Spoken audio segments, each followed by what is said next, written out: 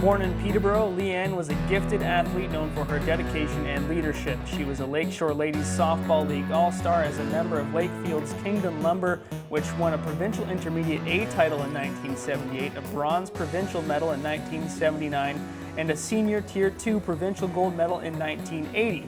Leanne also won a PWSA Silver Medal with Port Hope in 1983 and 2 provincial titles in 1984 and 85 with the Coburg Angels. At Seneca College, she captained the Scouts to the 1985 OCAA softball title. She was the tournament MVP, All-Star, and top hitter with a .875 batting average. She still holds the Ontario Collegiate Athletic Association record for the highest single-season batting average of .714. Leanne won the 1978 Ontario Women's Hockey Association gold medal with the Peterborough Sportland Buzz B Juveniles and was the tournament's high scorer. She was a member of the Peterborough senior teams, which won 1983 and 1986 OWHA championships. Leanne co-captained Seneca to an OCAA hockey gold medal in 1984-85 and 85-86. She was named Seneca College Female Athlete of the Year and won the prestigious Seneca Cup. During her military career, she was the only female to achieve a Guinness World Record by assisting her 8-member team based out of Trenton carry a 140-pound stretcher 270.15 kilometers in 49 hours. Leanne was named by Maclean's magazine as one of the top 100 Canadians to watch in 1987. She received the Governor General's Award of Military Merit in 2006 and the Queen's Jubilee Medal in 2012. Leanne Quinn, thank you so much for joining me. My absolute pleasure, thank you. And my understanding is the night that you were inducted was a memorable night for the wrong reasons. Yes. So you probably don't remember when you actually heard this. I don't know what came back to you, but you had a brain bleed that night. Yeah, absolutely. I had a brain bleed the night of the 1st of June, 2012. And actually, I don't remember any of the night of the inductee. I don't remember. I even got up to say my speech, and I don't even recall saying the speech. But afterwards, they told me that I did okay. So, at any rate, yeah, I was very, very fortunate. It was what's called a perimesencephalic brain bleed, and so that's a vein that lets go in your brain, and the entire cavity fills with blood, and boom, you go out. And so I was in a coma for a number of days, and I'll tell you, because of my sports and because of the closeness of my family, I swear to God, that's what got me through, because my sports buddies were all there. They're down in Toronto to check on me. They, when I was transferred up to the Peterborough Hospital, they all came, encouraged me, and look, I left that hospital with no neurological deficits. Very, very fortunate, and I'll never forget that day. It was powerful for me. And recently, we saw the sports community, and the same thing happened. Colby Cave in the NHL, he died from a brain bleed, and that was really for me kind of an introduction to that happening and learning more about it. But there's not a high survival rate from that. Yeah, so it's just indicative of how fragile life is, right? You're going along and from day to day, minding your own business, and boom, like I did nothing out of the ordinary during that day preparing for the Sports Hall of Fame induction. I did nothing out of my ordinary. I went for my regular run in the morning, did my regular day routine, reviewed my speech, and boom, it was like a rocket came through the window and just nailed me in the back of the head. So, like, honestly, we need not take advantage of what we have. Yeah. And live life to its fullest. Respect what we have. Never take it for granted, because boy, in a second it can be taken away from you. And you mentioned the sports community supporting you wholeheartedly throughout that entire process. You clearly accrued a massive collection of friends and relationships as we read that bio. Yeah. Do you remember the last time you heard that? And when you do reflect on everything that's in there, it's one of the more jam-packed bios in the Hall of Fame. But when you reflect on that, what feelings do come up? Feelings of thanks for, honestly, you don't do this on your own, right? You do this with guidance and advocacy and people teaching you respect for the sport and the game. Coaches that are your mentors that bring you along the way, and honestly, just my my neighborhood friends. When I was growing up on Glengarry Street, there were 50 kids in our neighborhood. One block, 50 kids. And you just had to step out of the door. Somebody wanted to play hockey, baseball, football, soccer. Like, it was just awesome. And when I think back to those days, I'm like that's where it really started for me, was on the streets of Glengarry Avenue. And those fellas took me under their wing, and like they didn't mind. Honestly, they often put me in net and would just drill the slap shots at me because I was good with my glove. And they would just drill the slap shots at me, and just like, honestly, that is where I initially got my roots, is just playing street sports and having fun and being a kid. And I look at today's children and adolescents, and I really feel for them, because they are missing, a great percentage of them are missing that part of their life. And why, that's something that's been a trend in when I'm speaking with people. It's feeling that kids are missing out on that these days. And you highlighted the people that were around you when you were sick, or when something happened to you in that sports community. Is that why you feel it's important for them to get out and be involved with one another, because they're going to miss out on that maybe at another point in their life when they'll need a community? Well, that's one point. The kids today, I feel, that are playing the sports are in like either AA, AAA. They're in the big leagues, right? And they have a community sort to bind with and to grow with. The ones that are at home on their computers or iPads or on their phones, and spending more time per day doing this, as opposed to being out in the community, out in the woods, having fun with nature, they're the ones that are missing out. And I feel for that. I feel for that generation. Yeah, it's sad, because if I think what I had as a kid growing up, just being allowed to be a kid and having fun, and hitting a ball or throwing a football, or taking a slap shot on the road. And I look out on my I live on my street, like, honestly. Yeah. My mom has been in her house where I grew up for 69 years. And I was fortunate enough to purchase a house right across from her. So I live in the house where I used to mow the lawn for the lady. And I live in that house. And I look out the window, and there is nobody playing a sport on the street. Nobody. It's not like we have a ton of kids on our street. But even when we did, and those families have moved away, like, there's nobody throwing a football, a baseball, hitting a ball down the road, throwing a lacrosse ball down the road. There's nobody doing that. And I'm like, so what are they doing? Like, to have fun, to empower them, to have a responsibility of showing up and doing good for a team. Like, it's really sad. Potentially something that may come out of the landscape of the world right now is more outdoor activity, hopefully. And for you, that's the crux, that's your beginnings. It's playing on the street, and it led into a more focused element of sports, and it's softball, hockey, and basketball for you, where you really focused yourself in. And at what stage did you begin to focus from just playing to truly competing? Yeah, I think, like, when I met Ann Lang and Pat Bronson, both inductees of this hall, and Isabel Nichols was another one of my early coaches when I was in grade 7, 8, 9. Like, I started out as their bat girl with the Lakefield Kingdon Lumber ball team, and I watched Bobby Crow conduct the field from the sidelines as our coach. Like that guy was brilliant. He was way ahead of his time.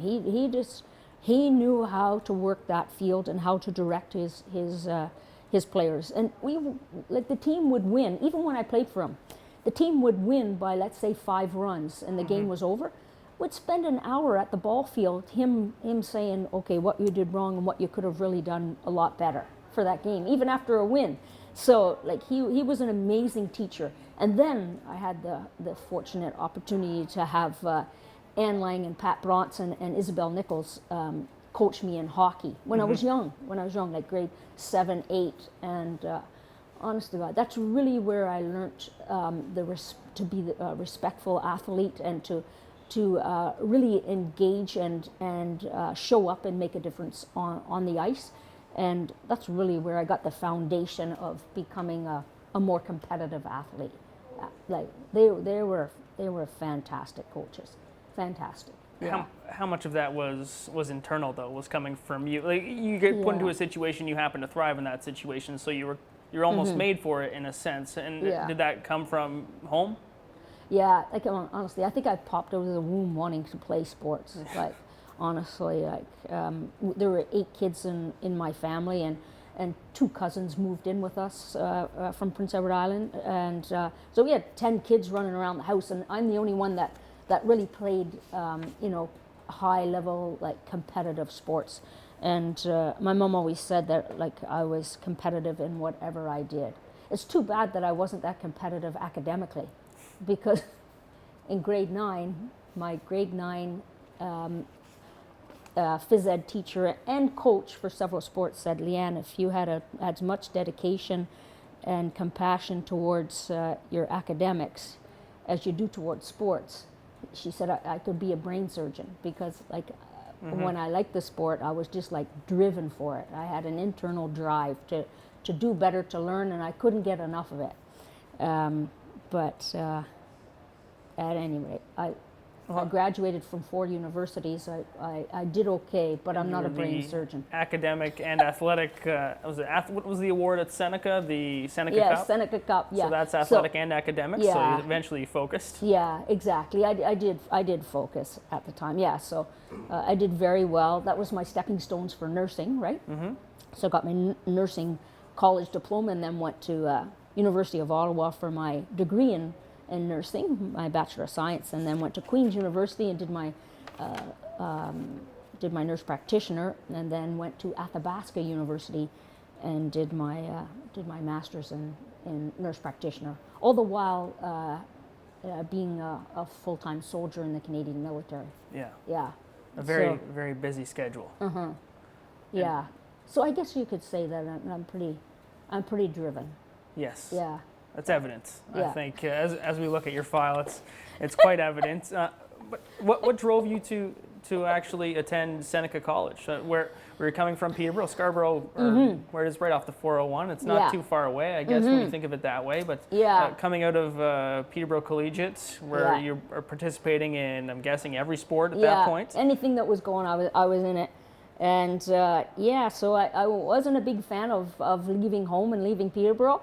But it ended up turning out being a very good thing for me, because from then on I explored the world. So so Seneca accepted me, and so I headed off there. I didn't head off there because they had a super sports program. I didn't even know that when I was entering nursing school, but boy, I soon found out.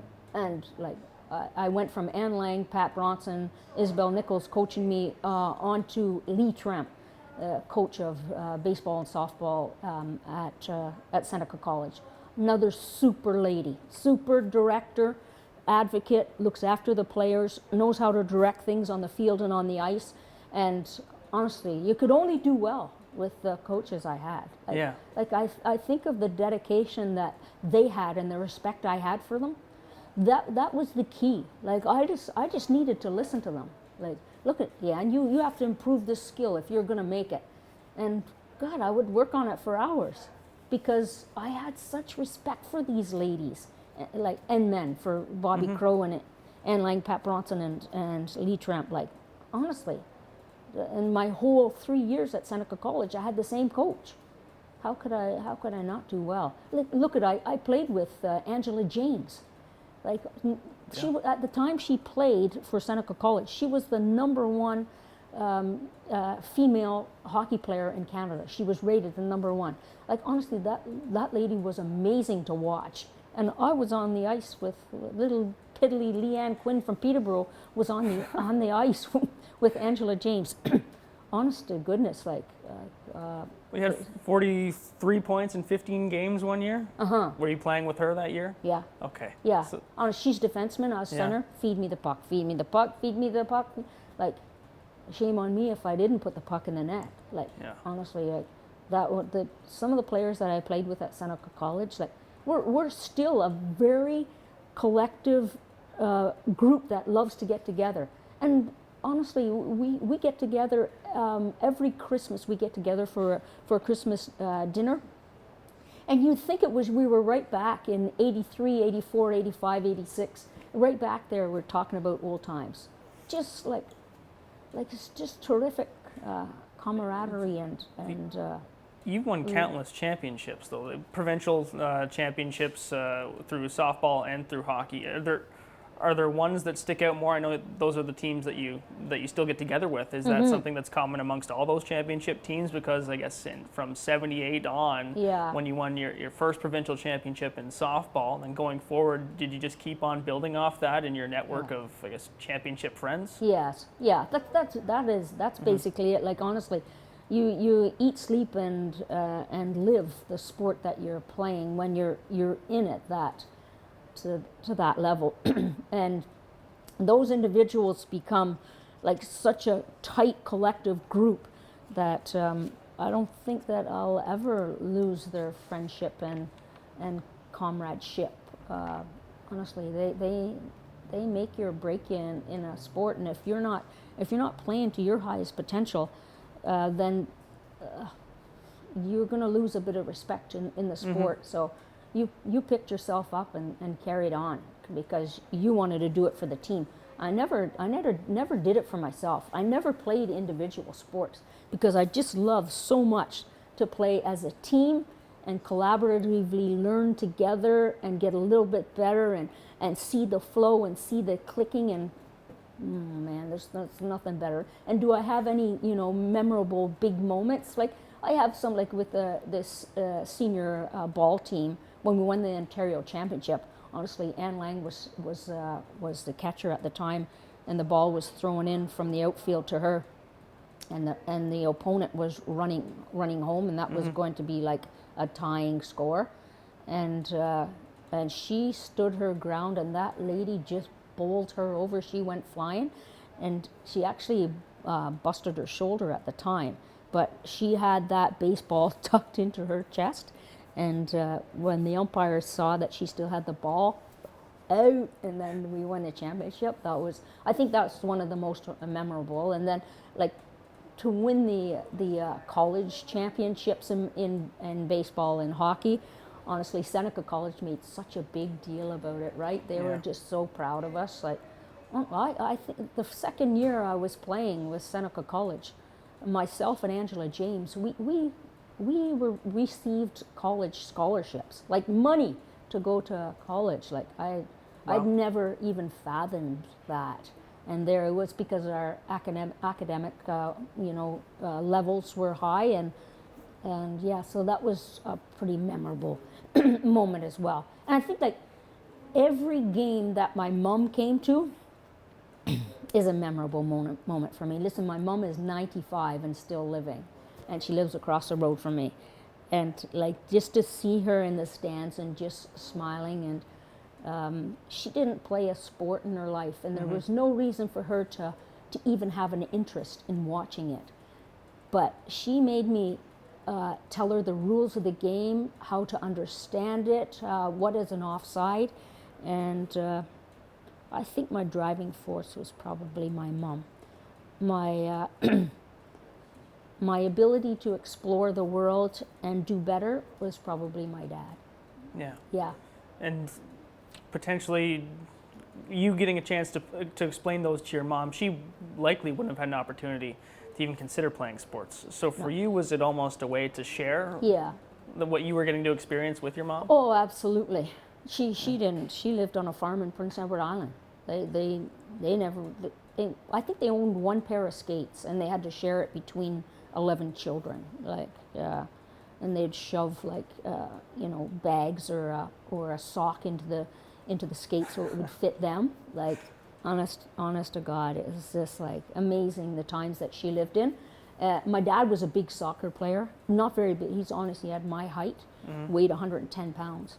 But he was a good soccer player in his day. So, but anybody coming from Scotland is a good soccer player, right? Yeah. So I played soccer for a number of years, loved it too, even played it at the college level. Loved it and did all right in it as well. And well, you're in the OCAA Hall of Fame. Yeah. You hold records still. You're top 10 in all-time women's hockey scoring. And then there's the batting average of 714. Like, that's... How confident were you every time you step up to the plate, knowing you pretty much it's 3 out of 4 times you step up, which is likely 4 times a game? I'm assuming you were at the top of the order. That you were likely going to be getting a hit, and then on top of that, there's your on-base percentage beyond that. But what was the reaction from, I guess, opposing teams? Because with a batting average like that, there's going to be a reputation. Yeah, I think I was fortunate to learn hand-eye coordination, and that's from Bobby Crow. Like, just lining the ball up and nailing that. Not the slap shots in the street. It could have been that too. Yes. Yeah, absolutely, because the ding, ding, ding, catching it from here and there.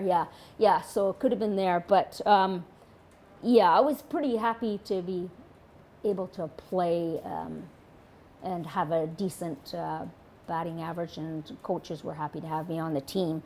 Let me tell you a little story. Like, just a couple of years ago, we went to Seneca College. Our entire Seneca ball and hockey team. We went to Seneca College because they were opening up this new, beautiful, big ball diamond.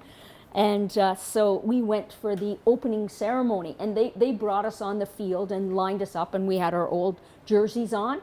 And the ball team, the ball team of that year, like a couple of years ago, honestly, the girls were 5'8", 5'9", 5'10", like big, like built and ripped and everything, and they're looking at us just like smiling, right? Like, this team won something back then.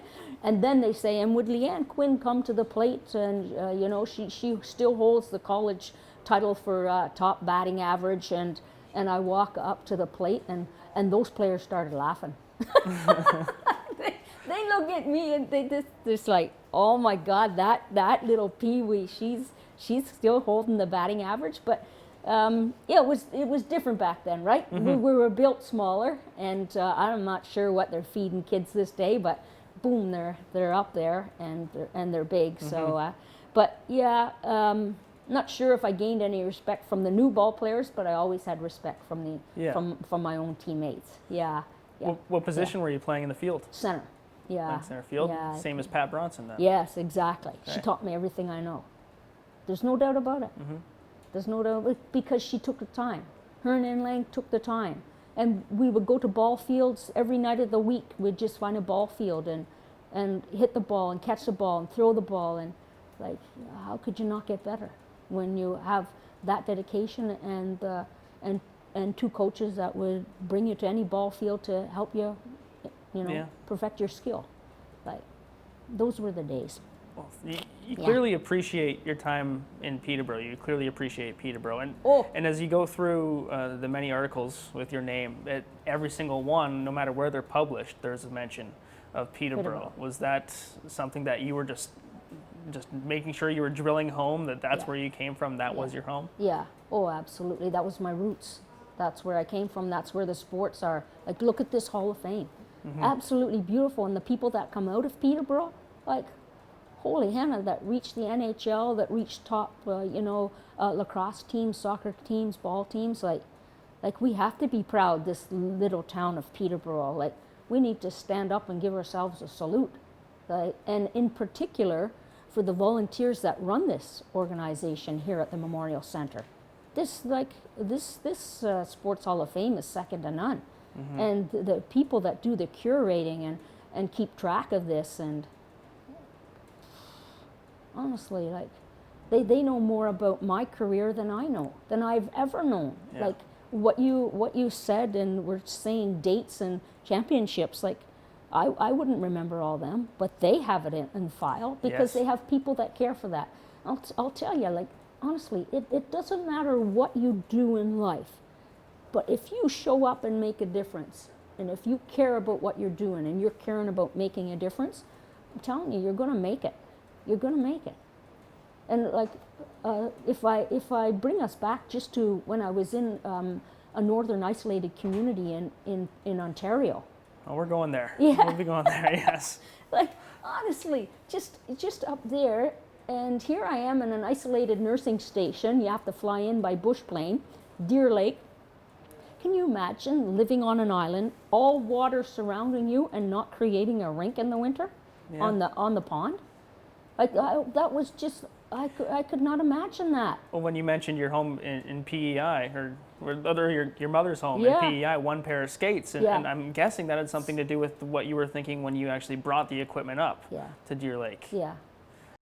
Yeah, I just couldn't, like, honestly, you need to empower communities, people, individuals, in order for them to say, okay, yep, I can do this, we're going to move on here.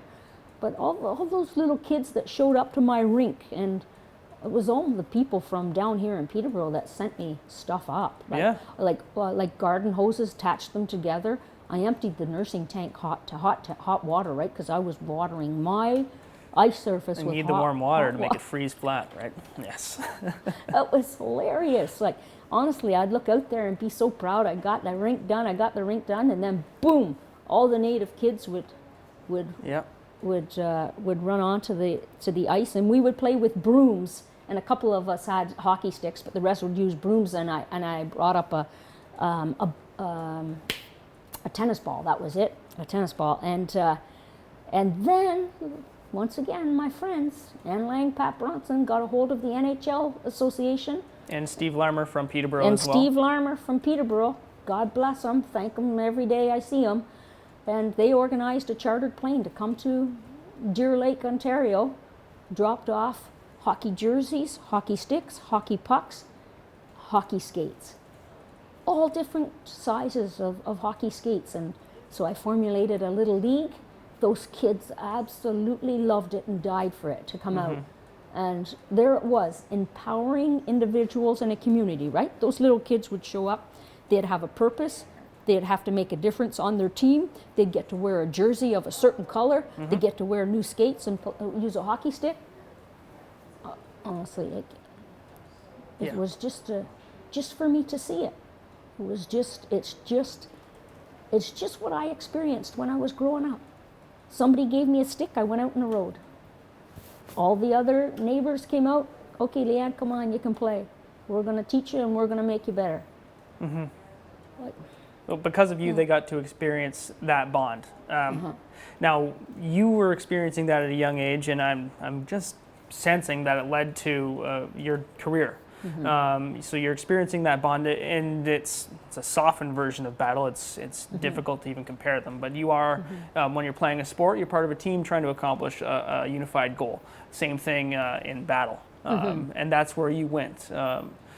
And you were going out there helping people as a nurse practitioner, but you also have to keep your head up. Everybody is trying to accomplish something, so everybody has their individual sets of goals. But in a sense, you were prepared for that by being part of teams growing up. Now, how much did that drive your direction? After Seneca, did you know that's where you were going to go? Absolutely.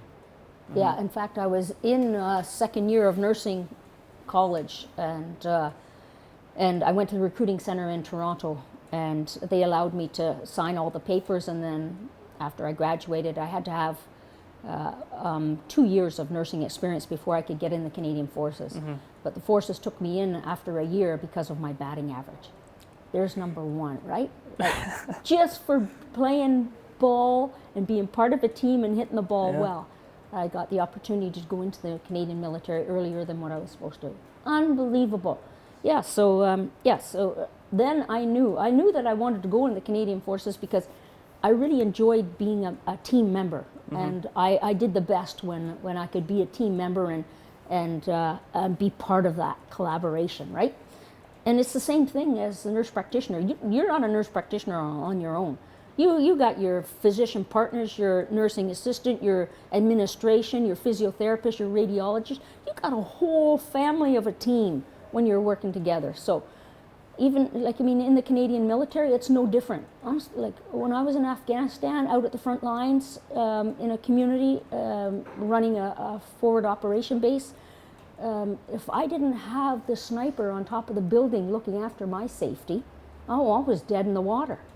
So once again, that's relying on your teammates, right? He knows exactly what he's doing, and that bad guy's not getting near me, right? So you feel very comfortable when all the team players, if you know the roles and they know the roles, you feel very comfortable in what you're going to have to do. Yeah.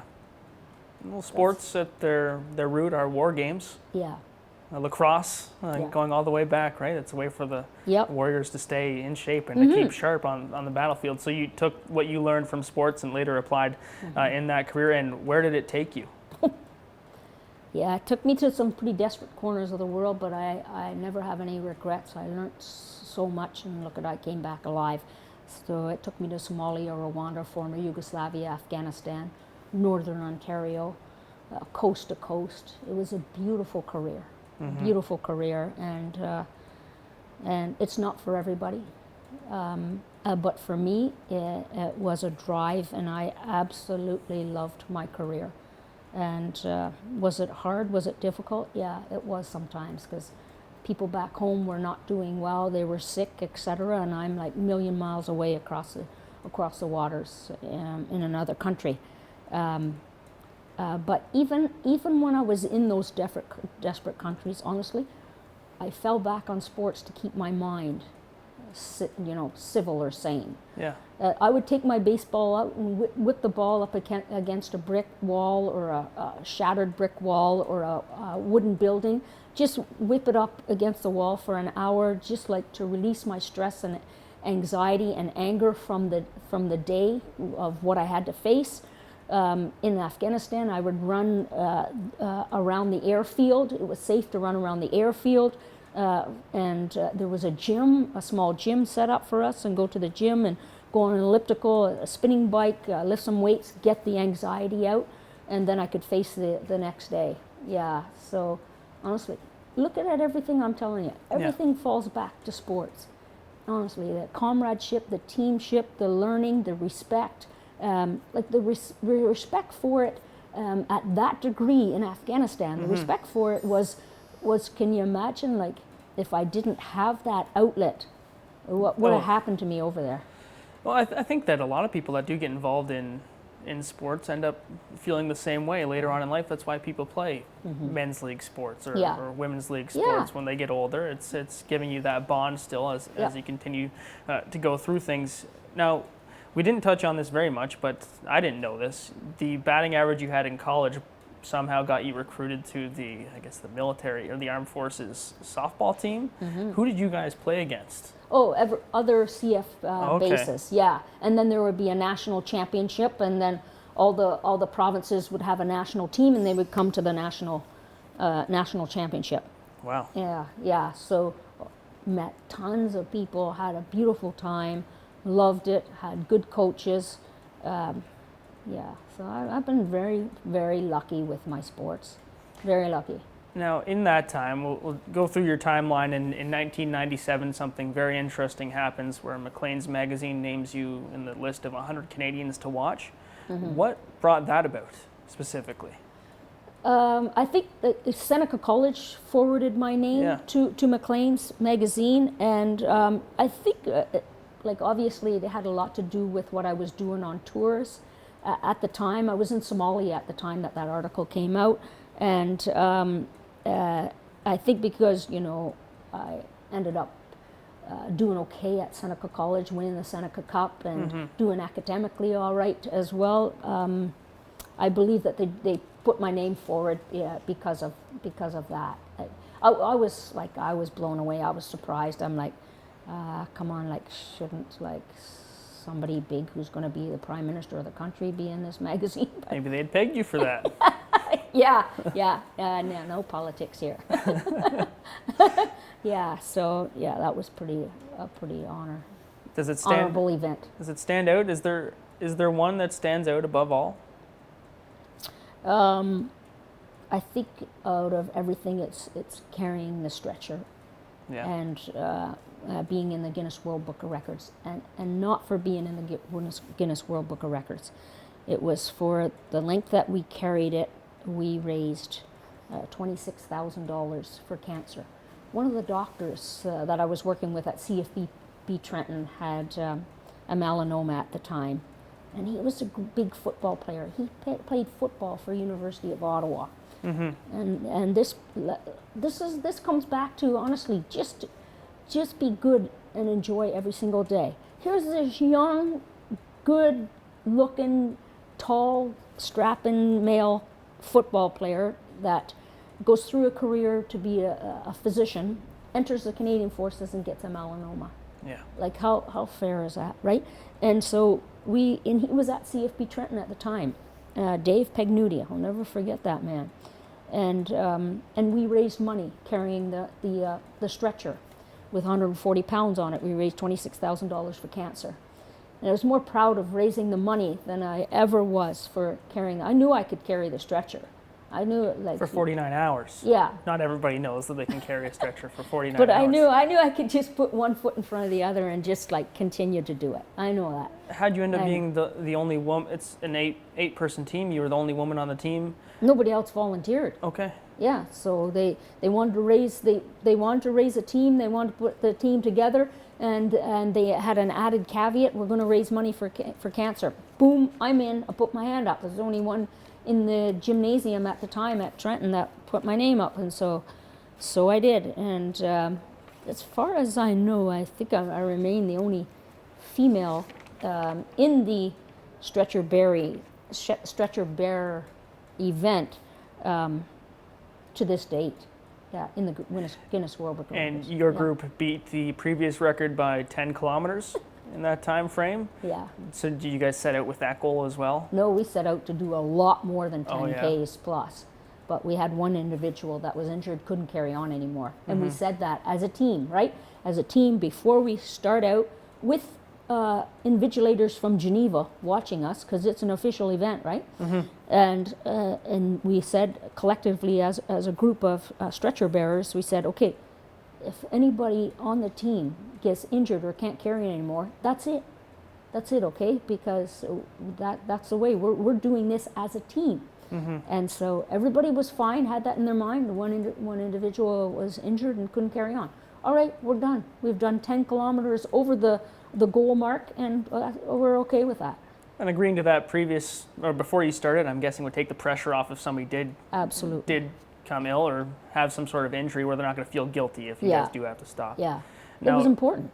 In that, is it a trek just straight off into the distance? Where's the landscape? Yeah, so our landscape was around the airfield of Trenton, CFB Trenton. It was 20 kilometers around the airfield of CFB Trenton at the time. CFB Trenton's a lot bigger now. But yeah, so it was just around. Get monotonous? I don't ever remember. No? No, like I had family members come out and walk the trek with us. All right. Dave Pagnuti's wife and children walked with us. The physician we were raising money for, and I believe his mom and dad were even there. It was beautiful. Yeah. Now, for Dave, the person you're walking for, was he able to live to see? No. No, okay. No. So that was tough. So was he already passed on when his family was out there watching you guys walk? Yeah. How moving was that for them? Oh boy, they were very honored to be part of it. They were very proud of us to do it and want to do it, and to see how well we were doing with the event and carrying the stretcher. It was extremely emotional, in particular for his wife. Yeah. Yeah. I recall that. I can see it right in my brain right now. Yeah. And you worked with him for how long then? I was working with Dr. Dave Pagnuti for 2 years. Yeah. Yeah. So those relationships through sports, through work, everything, they really get ingrained. Oh yeah. And you keep on going forward with it, and it leads to even more for you. When we'll go back to Deer Lake now. Your decision to head up there, that was a chance to, I guess, be the lead as the nurse practitioner. There was no physician around, so it was you at the top. It doesn't go any further, so you had to make a lot of decisions. How much did that challenge bring you out there? Yeah, so it was an opportunity to really show my medical skills and when I could make the calls when the calls needed to be done. You could have a physician on the end of the phone. They're always there to give you guidance and make sure that, all right, so maybe try this medication, but it is you in that community, and nurses do it all the time. They're up north in isolated postings, so I knew that I was up for the challenge of working in an isolated posting for sure. And then when I saw the lake, I knew that I was going to be up to making a rink when that ice froze. No ifs, ands, or buts. I shoveled my arse off. It snows a lot up north, right? Yes. And I would just be with the last shovel, and I look around, and then all the kids are coming to the rink. I'm like, where were you when I was doing this? All right, fellas, this is what you have to do in order to be able to play on this ice. Yeah. So, like, you've got to educate them. You've got to empower young kids. If you want to skate, you've got to shovel the ice off, because that's part of the game. So, yeah. Yeah. And you're there for 6 months, and the accolades keep coming for you in this regard, where you win.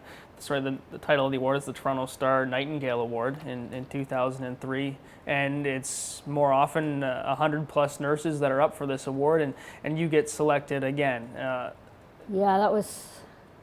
What's that feel like? That was huge for me, actually. I was at CFB Trenton at the time, and I couldn't believe it. But once again, Pat Bronson, former coach, former teammate, Yeah.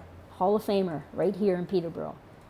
She's the one that submitted my story and my name to Toronto Star, and they selected me, the first nurse practitioner to get selected for the Florence Nightingale. I have obviously a tremendous amount of respect for Florence Nightingale. Number one, because I'm a nursing officer, and number two, because I was in the military. Not that I experienced what that poor lady experienced, but she had a lot of guts, a lot of drive, continued on, put one foot in front of the other, and said, yep, I can do this. So yeah, it was a big honor, and somebody from the Toronto Star came and took my picture, and I was promoted to major at the same time. So she was there for that big event, and my entire family was there in Kingston, at CFB Kingston at the time. So it was something else. And it brought, this was before you were a major, I guess, the article, but it said Captain Quinn, Medicine Woman. Yeah. A play on Dr. Quinn, Medicine Woman. Yeah. So a fun. I still get that all the time. I still get it all the time. Like, some of my patients will come in and say, Dr. Quinn, Medicine Woman. No, not a doctor, I'm a nurse practitioner. Oh yeah, but you might as well be a doctor. Yeah. That, and there's hockey and healing, which is another nice little catchphrase, and that came from an article from when you were up north for those 6 months. And can you think of a better way to really encapsulate everything that you did up there? Yeah. Like, how could it get any better, right? Yeah. Like, holy land, like, just to empower that community up north, and for people to help you get equipment on that ice, to play with kids, to help injured at the nursing station. Like, I've had some pretty beautiful opportunities. And it wasn't just hockey equipment, right? So the NHLPA, in help with Steve Larmer and some Toronto Maple Leafs, Mike Gartner, Matt Sundin were the names listed there, that got the equipment up to you guys, and the NHLPA gear and sticks, everything. But there was also, I guess, winter clothes and toys. That came right from Peterborough, right? Yeah. Oh yeah. Like, honestly, I have two sisters in the teaching profession. You get the word out to them, and boom, it's out there. Like, and so they were sending me, like, kids' clothes, shoes, boots, skidoo suits, so that I could give it out to communities. The same thing when I was in any of my desperate countries. Like, family to me is everything. And when you go thousands of miles away, the only thing some days that allows you to survive to the next day is when you think about family. When you think about family, and you know that they're thinking of you and praying for you and wishing you well. And then you get big parcels of stuffed animals to give out to the kids in Afghanistan, Somalia. But honestly, it's just beautiful. And I must say, I don't announce this very often, but I did not leave the Canadian military unscathed. In the desperate corners of the world that I have been in, I suffer PTSD from what I see. And so, once again, people stepped in, Veterans Affairs Canada stepped in and looked after me. And when I came back from Afghanistan, I had 5 mental health professionals looking after me, getting me from day to day. And if I didn't have family or friends, I'm telling you, I'd be dead in the water, because I wouldn't have had any purpose anymore. Yeah. But I gained that purpose back, but it is only through family, friends, comrades, team members that would come to my house and pick my spirits up. And then, of course, mental health professionals guiding me. The Canadian Forces does a wonderful job. We've learned a lot about PTSD, post-traumatic stress disorder. Yeah. Years ago, and my Uncle John was my mom's brother, who went off to Hong Kong to war and was a prisoner of war for 4 years in Hong Kong. And he came back, and he survived that. Number one is the big thing. Number two is he came back to Prince Edward Island, and there was no help for him. And he was told by his commanding officer to keep it quiet. Don't tell anybody your story, and just carry on with life. Thank God we have learned from then, right? Thank God we've learned from those experiences that soldiers do a lot better if they're allowed to tell their story, get it out, and let somebody else carry it. Remember I told you that I have 2 sisters in the teaching profession? Yeah. They got me into the schools, universities, colleges, Seneca College, Trent University. Like, they got me all over so that I could tell my story, show pictures, allow people to see what I've seen and what I've been through. And then that allows me to give it onto their shoulders. So they take little pieces every time. Yeah. They take it off of my shoulders, and then I can breathe and live from day to day. Well, for the longest time, we're in the Memorial Center, but for the longest time, it wasn't really true memories. It was it was just paying tribute, but the memories weren't really something that boiled to the surface very often. But now in the modern sports landscape, it's talked about a lot. There'll be a mental health night with the Peterborough Petes. How much does that mean to you? You wouldn't have seen that. It means the absolute world. Yeah. It means the absolute world, because if we continue to keep secrets, we are going to die with our secrets, and we're not going to teach the next person. Our knowledge and expertise is no good inside of us and in the grave. We have got to get it out and teach people. And that's why I'm always so thankful for my coaches. They shared their knowledge and expertise, right? Mm-hmm. So now I have a purpose. I need to share my knowledge and expertise, not only of sports. The big part is of mental health. And the more people or individuals or groups keep it a secret, the more trouble we're going to have. Yeah. And we see it from day to day. Like, honestly, get out there, get help, and you can live just like I'm living from day to day and loving life. Yeah.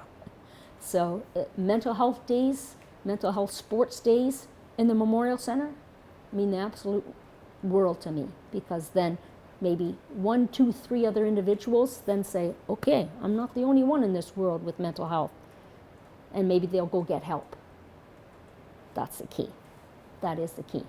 Yeah. Oh, that's great that you found a new purpose. And again, that's something that's coming from teamwork and reaching a goal that everybody wants to get to with the medical health professionals that helped you, your family that helped you. Now, when you were away and facing the tough times, that leads to the long-lasting effects that, frankly, you'll deal with, I guess, for the rest of your life, right? It never goes away. Oh, heavens no. Yeah, but how difficult were those stretches where you're in, say, Afghanistan or Somalia or Bosnia, where communication with your family, who you said means everything to you, was limited, or you could go long stretches potentially without hearing from them or speaking with them? Yeah, so it was not a problem in any of the postings that I had, and I'll tell you why. When you're over there, you have a mission, and you're focused. And your adrenaline is running so high for 6 months straight, 3 months straight, 2 months straight, whatever, that when you get a parcel from home, you're very, very happy. But then, boom, it's time to switch on the purpose and focus in front of you. You got a life to save. You got to run from the enemy. You got to duck from the enemy. So. Yes, I love to hear from them. It meant the world. When I did receive something from them, I always thought of them every night when my head would hit the pillow. After an 18-hour shift, for sure. I never forgot them. But if you ask any Canadian military soldier, they'll say, "Oh no, the adrenaline's running. You're just focused. You're focused on staying alive, keeping your comrades alive, and doing what you need to do to keep somebody else alive." Yeah. Yeah. It's when you come home that you hit rock bottom. There's no ifs, ands, or buts about it. Well, I'm lucky enough to have not had to experience that or not experienced that at all, right? It's not something that's been even on the surface for me in my life. I've never had to face anything like that. But for most people, that's the case. My case is the case. Oh, yeah. I appreciate now, that. is there anything you can compare it to? Is there anything else that you've experienced in life that even comes close to your experiences in the battlefield? Is there anything that like how inhuman, I guess, is that experience? Yeah, so humans can be very inhuman. Yeah. Right? They can. It is brutal how a human can treat another human. I will never understand it. I enjoyed my initial career in the Canadian Forces because I was a peacekeeper. Yeah. Canadians we're still known as the top peacekeeper. General Lou Mackenzie was my commanding officer in Somalia. He's known as the #1 peacekeeper in Canada, period, the end. I have his picture up in my wall at my house. Wonderful man, and directed the field extremely well. Can I relate it to anything else? I can only tell you this, is that I would never experience anywhere else except for the countries that I have been in. What is happening in our own community these days, people stabbing, shooting, I never understand that either. And it's happening in our own little community of Peterborough, attacks in the park and things like that. And I just sit back and I think, honest to God, if we could just like each other and not judge one another because of their color, their race, their religious belief, the country that they came from, wouldn't it be a wonderful world? Wouldn't it just be wonderful? That's what, providing peace in countries is a lot different than being in a war scenario, right? But you're still at danger because the countries that you go to, they don't respect our laws of engagement or our military war rules and regulations. Yeah. So you're still at danger for sure. I guess I can say that I would really like to leave this world and think that everybody would be at peace. That is my wish. That is my ultimate wish. If you could just be, number one, a sports player on the road, learning to play with other kids, learning to be a team member when you're going through school and college and university, being an advocate for your sport, being respectful for your coaches and your fellow teammates and the team you're playing. What more can you ask for? Could you ask for any more for your Peterborough sports legacy, if that's what you believe it is? There would be nothing else to ask. Yeah. There would be. And there what? Would be.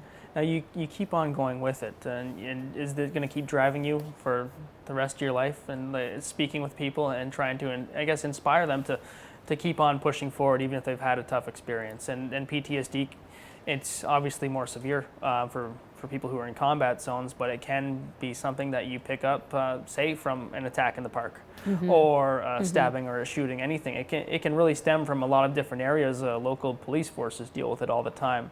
But as you continue to go forward, how much more of it are you seeing, and how much more does it draw you in to want to make sure you can spread the message? Yeah, so I don't think I'll ever stop spreading the message, and trying to encourage kids to put a hockey stick in their hands or a ball glove and a ball in their hands. Honestly, I'm a sponsor of Syrian refugees that came over to Peterborough.